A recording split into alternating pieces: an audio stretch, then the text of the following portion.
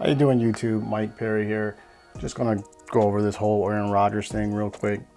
Nothing major. A lot of things most people already know or hearing from basically all the different sports outlets about how upset Arron Rodgers is. Recently, the owner, I want to say, has came out and claimed that quarterbacks nowadays are divas. And it's it's amazing how this is carrying out, but whatever. Let's just talk about, there's like a few scenarios that taken place that people have gone over, and I'm not going to rehash any of that outside of the one thing that was the major factor for me anyway on Arron Rodgers' case.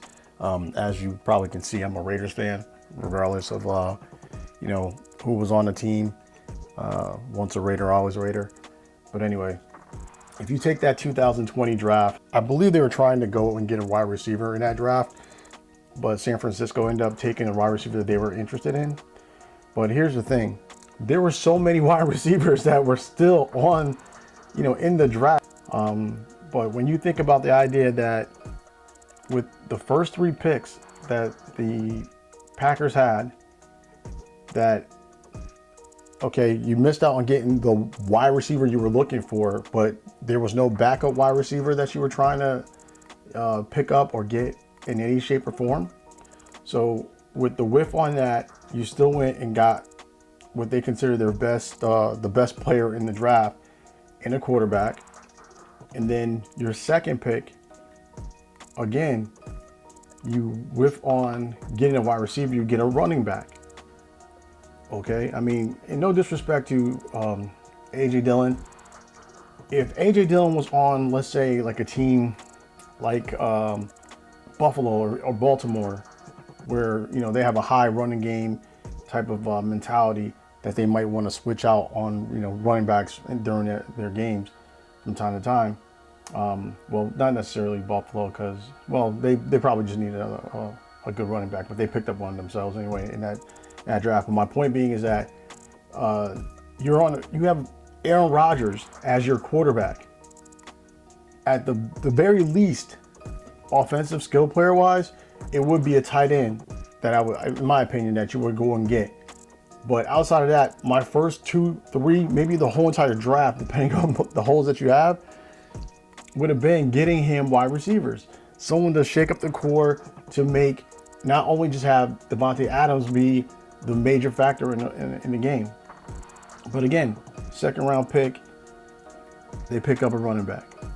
Third round pick, again, they whiff on getting a wide receiver and go with a tight end. To give you an idea of how powerful a position can be, oh no, I don't want to say that.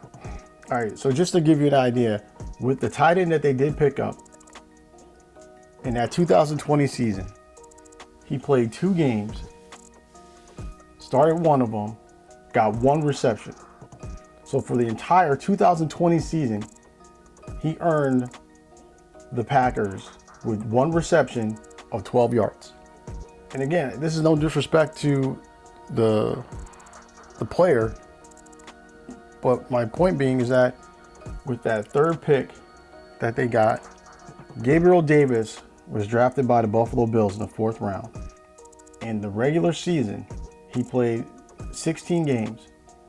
9 games he started. He was targeted 62 times. He actually caught the ball 35 times. 599 yards, 7 touchdowns. Rushed the ball once, didn't get any yards. 4th round pick on the Buffalo Bills.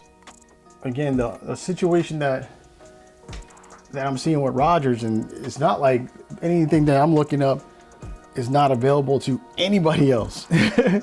So the idea that the Packers draft board did not even look at any other wide receivers.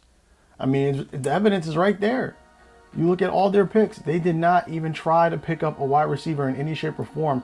And I would honestly would love to see them come out and say, we looked at this guy and that guy or whatever, And I would probably say they won't do that, because if they did, all that information that they would come out with would be voided, because most of those wide receivers that they whiffed on or didn't pick up at all that are on teams, they contributed. They did something. They have more yards, offensive yards, than the combination of all three of the picks that the Packers have picked up. The quarterback, the running back, as well as the tight end. Like, you look at the idea that, for instance, like Michael Pittman Jr.,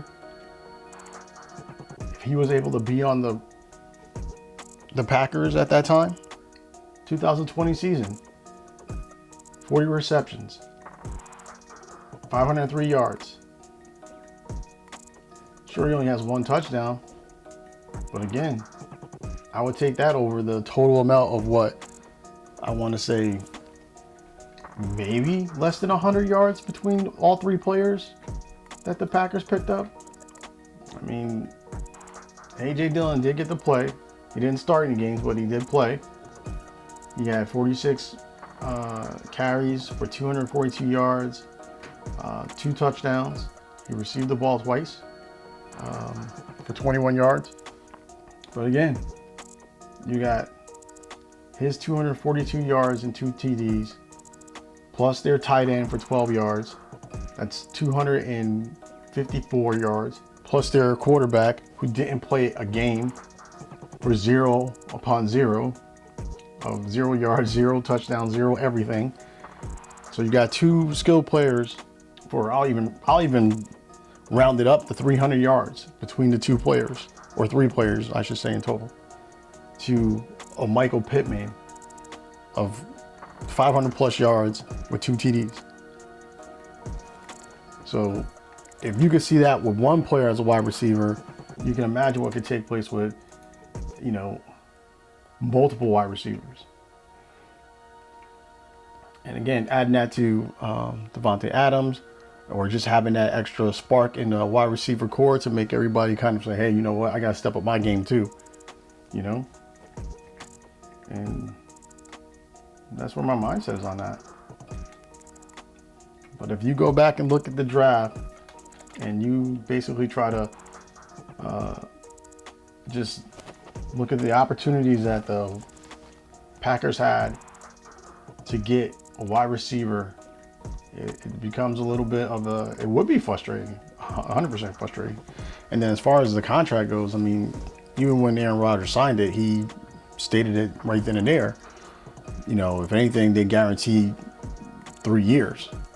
The rest of his contract is not guaranteed, meaning that they can make a decision to trade him or release him if they wish. And right now, it sounds like they might, you know, try to trade him, but it might be hard to do, because if Arron Rodgers is not going to a team that is in a situation that has a nice receiving core and a great offensive line, there's no reason for him to go someplace and not be considered a asset to the team. I mean, we've seen that, unfortunately, with a lot of different players that go to different teams after being with an organization for so long. We'll see how it plays out. But if he plays, great. If he doesn't, you know, retirement is not bad either. I would just leave it at that. I wouldn't put another yard on any other team. Just go out as a Packer. Retire right then and there. All right. Take care, YouTube. Be safe. Good luck to you out there, Arron Rodgers, if you ever see this. All right? Take care.